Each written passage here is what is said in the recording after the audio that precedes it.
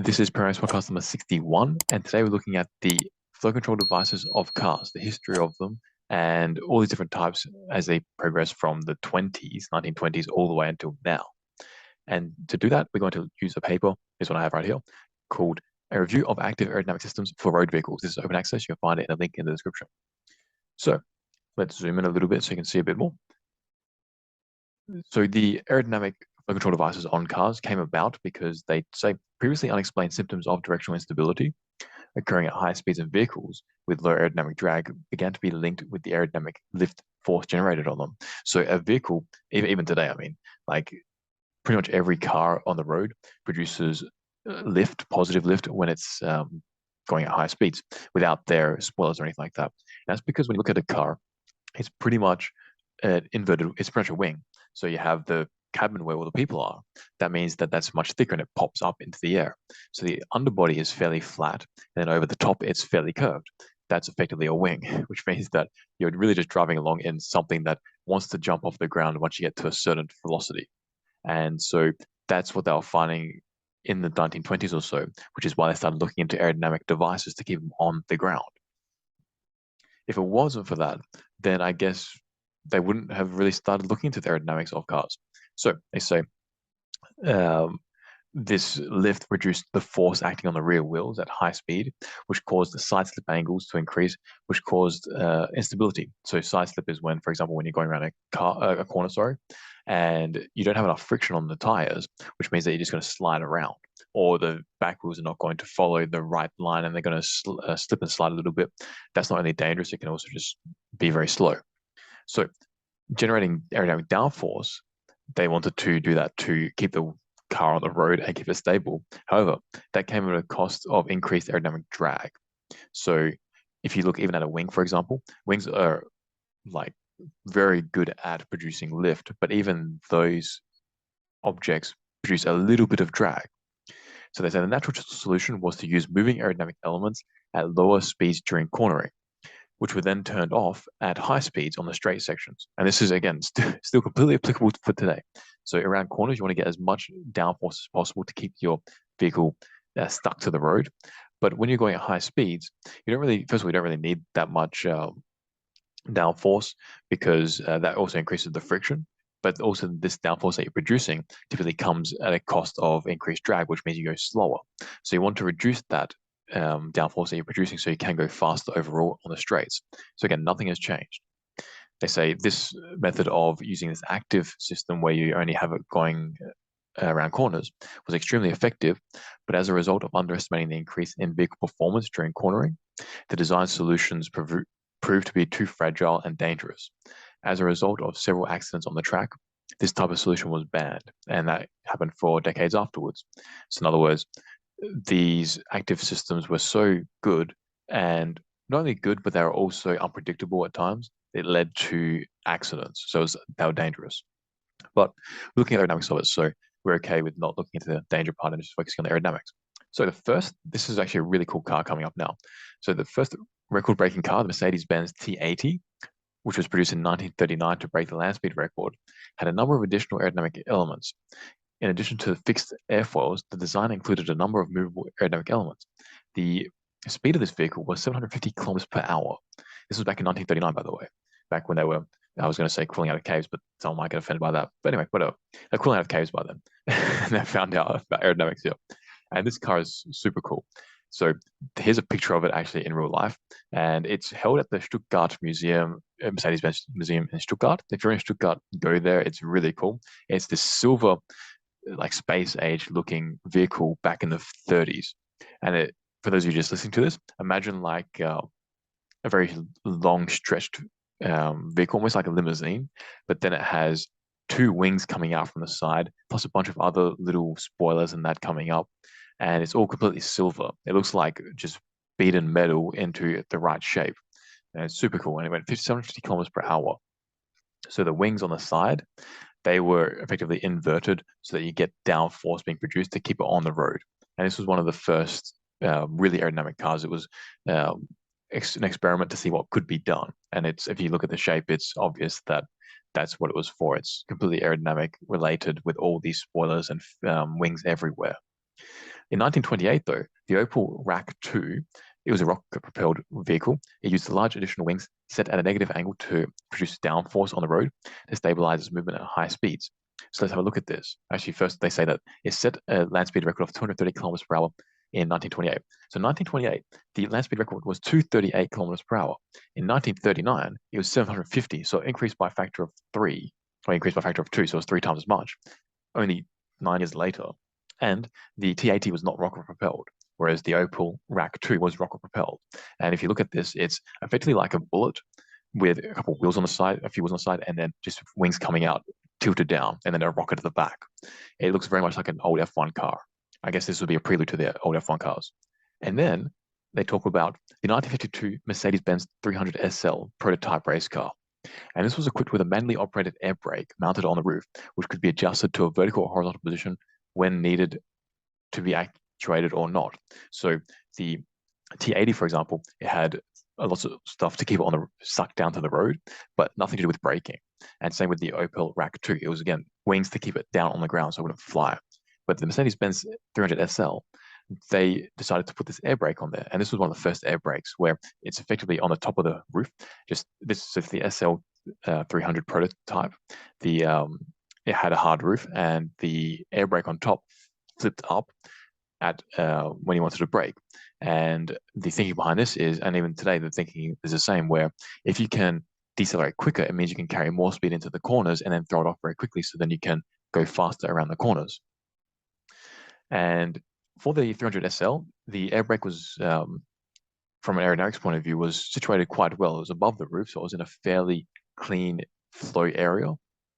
But then there's also the Mercedes-Benz 300 race car, and this didn't have a roof. It was effectively a convertible, but even without a windshield, it had this tiny little windshield in front of the driver. And the air brake is situated directly behind the driver, and it covers the entire width of the car, which is good. It's a very big one. But even still, the head of the driver is going to redirect the flow, and it means that this air brake is not going to see completely clean flow. What does that mean? It means that you cannot really predict as well what the air brake is going to do compared to if it was in a clean flow. And that's because you don't really know what flow is going to be coming off the driver at any given point in time. You can have a good idea, but it could be variable depending on just the conditions. So putting the air brake above into clean flow is a much better idea than putting it behind something where you're going to get dirty flow, just flow which is not well behaved. So coming back to the Mercedes-Benz 300 SL, let's go to the 300 version. So that's with the convertible. They say that it was originally equipped with huge drum brakes hidden inside the body, connected to the wheels by shafts with joints, but they were prone to overheating, which caused a lot of problems. Therefore, engineers mounted a large aerodynamic brake in the form of a hydraulically raised rear body cover during test drives. The solution was very effective and it was patented. Recently performed numerical calculations revealed an increase by about 0.4 in the drag coefficient and aerodynamic downforce caused by the application of the aerodynamic brake. So that's a huge increase. A 0.4 increase in drag coefficient is a lot because like this vehicle here, it would be have a drag coefficient of about 0.3, 0.35 perhaps. So you're pretty much doubling the drag coefficient with this air brake. Now they say that experimental data indicates that if an even higher drag coefficient occurs with this air brake, so 0.65. So it has a massive effect on the drag, which for braking is beneficial. For going on the straights, it's not. That's why you want to lower it and make it sleek. So the application of the aerodynamic brake increased the frontal area of the car by 24%, and the aerodynamic brake has a significant effect only on the vertical load of the rear axle of the car. Now let's talk about this a little bit. So when designing the aerodynamics of a car, the drag coefficient is important, but also the area is important. So typically a value that is quoted is the CDA, not just the CD. So not just the drag coefficient, but the drag coefficient times the area. The reason why is because you can have a fantastic drag coefficient, but if the vehicle is like the size of, I don't know, King Kong or something, then it has a massive area, frontal area, and that means the drag is huge, the overall drag. So that's not good for the vehicle. On the other hand, you could have a car which is very small, so it could be like a toy car, and you could have a very terrible drag coefficient, but because the area is so small, the overall drag is tiny. So the drag coefficient times the area is the value that we usually go on, not just the drag coefficient. the drag coefficient is a good indicator of how aerodynamic the car is, but the drag coefficient times the area is a good indication of how far you can go on a single tank of gas. And one example of this, for example, is back in the 2010s, and even earlier, I guess, but the 2010s, there was this agreement or a law sort of coming into play called the WLTP. And that what this said was by 2020, all cars had to have a certain drag coefficient or lower. Otherwise, that would be taxed, I think it was like $100 per drag count over the certain value for the CDA. So a lot of manufacturers were scrambling because their drag coefficients were way too high. And so they were trying to make the cars very aerodynamic. And Mercedes-Benz aerodynamicists, they were very clever. They just went, well, let's just reduce the area of the base. So like when the car comes, the boot or the trunk, just reduce that area. So the base area is small, the CDA drops dramatically, and then they're below it. So they don't really have to worry as much about the drag coefficient. They just reduce the area to get around that, and it was fine. So they really thought out of the box and did a good job. A lot of other manufacturers tried to make their cars more aerodynamically sound, but that from an intelligent point of view is not as good. Like they really screwed up on that, whereas Mercedes really did a good job. They thought out of the box. So that's why CDA matters in real life as well. Now, just going on a little bit from there, the WLTP with 2020 that came around, and there were quite a few manufacturers that weren't meeting it, but that's been changed now, and they're going on a different path. Anyway, let's get back to the active flow control devices for cars. So in 1956, Michael May, a talented Swiss enthusiast, used his aerodynamics knowledge and engineering skills to modify his Porsche 550 Spider race car. What he did was he put this massive movable wing over the open cockpit. So the car effectively, you've probably seen these before, where it's just, imagine like a convertible car from like 1940s, 1950s, and then this massive wing over the top tilted down. Actually, they still have race cars like this today. And what this does is it produces a lot of downforce. And what they say is that Porsche formally forced the organizers to acknowledge the alleged safety impacts of this device, which was called the May device, namely that it would obstruct the view of those coming from behind. So Porsche was saying this is dangerous. But the reason why they wanted to do that is to get it banned. But the real reason why they wanted to get it banned was because the modification was so beneficial that this car was going faster than any other car on the racetrack. And they say that the solution was so effective that it became a threat to the Porsche factory and was forgotten for many years. So that's how politics can affect the aerodynamic evolution of a car. So moving on, Jim Hall, movable tailgate operated by the driver pressing on an extra paddle with his left foot. So the geometry of this car, so again, it's an open car, so there's no roof. It's very much a race car. And it has a rear wing, and this rear wing can rotate depending on when you push the pedal. The problem with this rear wing, though, is if you look at the location of it, it's directly behind the driver's head. Again, you're going to be getting a dirty flow hitting this wing, which means that it's not going to perform as predictably as if you put it above.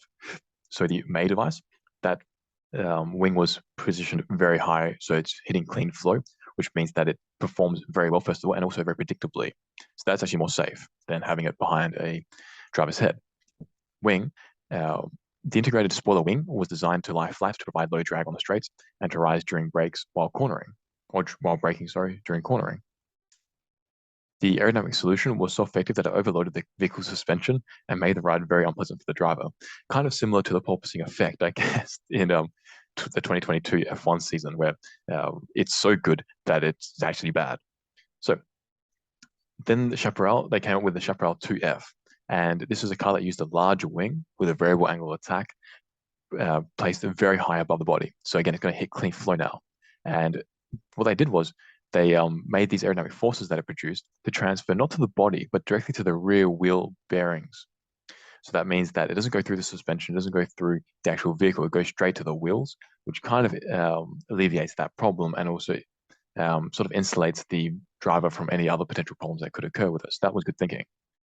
So moving on to the 1968, another example of a race car with active aerodynamics was the Porsche 908 LH, which featured two flaps at the rear of the car directly connected to the suspension. This is really cool.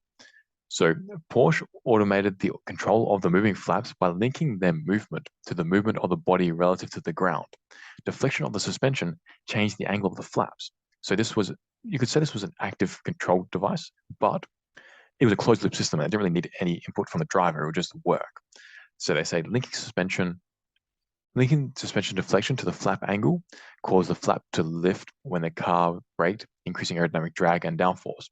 When cornering, body roll caused the activation of the corresponding flap, generating an aerodynamic righting moment. So what this means is the flaps operated to benefit the car regardless of what it was doing. So if the car was cornering and it was rolling a little bit, these flaps moved to provide a restorative moment to keep the car going straight and fast. Very clever, and it was all automatic. The driver didn't have to do anything. It was just based on the car suspension. Now, going on, the relationship between the on-track behavior of a fast sports car and its aerodynamic properties. Let's move on to that. This relationship was true for the Chaparral 2F car, with a moving wing transferring aerodynamic forces directly to the suspension.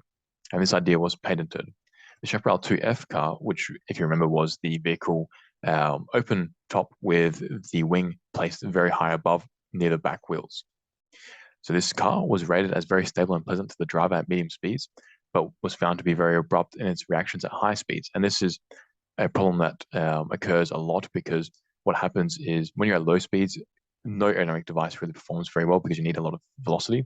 If you look at the equation of lift equals half times the density times by the velocity squared times the area times the lift coefficient. So that whole equation means that the lift is proportional to the velocity squared. If you increase the velocity by double, you increase the lift by 4 times. So if you have very low velocity, you have a very low lift. So what that means is at low speeds, the thing that you have is not very good. At medium speeds, it starts to perform quite well. And then at high speeds, it performs really well to the point where it's not good anymore because it can break things or make things dangerous or overcorrect and so on. And that's what happened here. So these cars introduced the concept of using a movable wing with an aerodynamic profile to generate downforce, which is still one of the main sources of downforce generated by modern race cars. The goal of this effort was to modify the aerodynamic properties of the vehicle so that it would have low aerodynamic drag on the straights at high speeds and a strong downforce in cornering. So they have a picture here of the Chaparral 2F where the wing can change angles of attack. At high speed, you can just put it very flat. At low speed, you can angle it really high and get a lot more drag, get a lot more lift out of it, and also increase the drag, unfortunately, which may be good in the corners because you want to brake, perhaps. So active aerodynamic devices initially used on race cars were designed with limited knowledge of the actual performance. So this was based for a number of reasons. One, aerodynamic knowledge was not nearly as advanced as it is now, especially in cars. The aeronautical sector really pioneered aerodynamics, and back in 1950, it was just really coming into its heyday. So designers underestimated the increase in vehicle performance while cornering, namely the increase in inertial forces. The wings were mainly protected from longitudinal forces, but rarely from lateral forces. So that means they could slip and slide over the left and right. Very often, aerodynamic forces were transferred directly to unsprung suspension components, resulting in the transmission of shocks from the road to the wing nodes. This resulted in frequent failures and consequent crashes. So effectively, kind of a cyclical loading would just wear out the wings and cause them to break. And then when they break, the aerodynamic forces that you're counting on them producing are not being produced anymore. Then you lose control and boom, you're gone. So the first production model equipped with an active spoiler was a 1988 Volkswagen Corrado. At 120 km per hour, the rear spoiler is pushed outwards, reducing rear lift by up to 64%. So what that means is when you go high speeds, you don't want to have the spoiler producing as much lift, so they want to get rid of that by reducing the lift, and that way you can go faster, reduce the drag. A sophisticated and technically interesting controlled ramp and wing system was used on the Koenigsegg Agera. So at high speeds, so for 440 km per hour, the flap was very flat, and also the distance from the car to the road increased to 100 millimeters. When you go to 250 km per hour, the downforce settings start to kick in. So the car lowers to 70 millimeters, and the wing springs up a little bit. So The reason why the car lowers is because then that can create something like a Venturi effect. Venturi effect means when you have a very um, small area, the air going through it has to accelerate to get through because there's more air behind it pushing it, and then there's more in front of it. And if it detaches, then that creates pressure differentials, and then that accelerates things and so on. Don't need to get into that too much. Just understand that when you have a very small area contraction, the velocity has to increase to maintain continuity, is called. That results in low pressure. That then sucks the car down to the surface because you have low pressure underneath. So yeah, low speeds or 250 k's per hour, which is pretty low for the Koenigsegg, that is what they do. And then they go on to the Bugatti Veyron. This is a really cool. So a contemporary example of the use of various possibilities for changing the aerodynamic characteristics is the Bugatti Veyron. And we haven't done a CFD simulation on the Veyron yet. We've done the Chiron, and that's on our YouTube channel. You can check that out. So anyway, in addition to moving elements, the Veyron can change the position of its body relative to the road and has adjustable ground clearance and adjustable body tilt angle. That's really cool. So the vehicle itself can tilt up or down, and that changes the lift or drag being produced. And the rear spoiler acts as an additional aerodynamic brake at speeds above 200 k's per hour. When the brake pedal is pressed, the spoiler lifts up and deploys at 55 degrees in less than 0.4 seconds. So at 55 degrees, it's not really a wing, it's just a flat plate almost just being stuck into the wind. So it's not really producing any downforce, it's just there to produce as much drag as possible. And they have a few different settings. So for below 180 k's per hour, the Veyron is very sleek. It's at 115 millimeters off the surface. So that means that it's not really producing a Venturi effect that much. There's no spoiler detached. It's all very sleek. And that's because it doesn't need as much downforce being produced. Above 180 k's per hour, the Veyron sinks down to 90 millimeters. It's also tilted forward by 8 degrees, and the spoilers deploy. So that produces a lot more downforce to keep the car on the road. However, there's a third option. When you're above 375 k's per hour, the car sinks down even more to 65 millimeters, but the spoiler retracts and it's only like a little lip now. Why is that? The reason why is because when you go faster, the velocity, the lift is, as I said, proportional to the velocity squared. So the lift dramatically increases. So you're going about roughly double the speed. So you have 4 times the amount of lift, which means you don't need as big a surface to produce the downforce that you need to keep on the road. So you can have a smaller spoiler and still produce as much as you need for the downforce. What's more, you reduce the drag, which means you can go faster. And that was the big thing with the Veyron, if you remember. Like there were all these really amazing facts. Like it was the fastest car in the time. It broke 400 k's per hour, I think, first. It also had like 12 radiators or something, or a million radiators, and it could empty its fuel tank in like 8 minutes or something. So all these fantastic facts that don't really mean too much anyway, but they were cool. And this was one of them where when it went really fast, the spoiler dropped to reduce the drag that it was producing, so it could go faster. Then when you brake, the spoiler then pops up like dramatically, and it really disrupts the flow. There's a lot of separation behind, which increases the pressure drag, and that's how the vehicle arrests itself very quickly. Then that's another feature. So the Veyron was not only very quick to 400 k's per hour, it could also decelerate. I think it was the fastest out of any car as well because of all these features. So that's in this podcast. There's more to this paper, and we're going to look at that in the next podcast. It's going to cover vortex generators, for example. It's going to cover the flaps at the back, how the locations of these flaps affect the aerodynamics, and a bunch of other flow control devices as well. That's in this next podcast. So make sure to like, subscribe this, and check out the Atmosphere Hawk. If you're doing experiments with your aerodynamics, you need to get the Atmosphere Hawk because it accurately measures the density of your air. The air changes by 2 to 4% every day, and that affects the quality of your results. And it makes it much harder on you. Like your velocity will be different, your Reynolds number will be different, the flow physics will be different. We've done a podcast on that as well, podcast number 54. And you need to get the Atmosphere Hawk to correct those errors for you. So get that link in the description. And we'll see you next podcast. Peace out, amigos.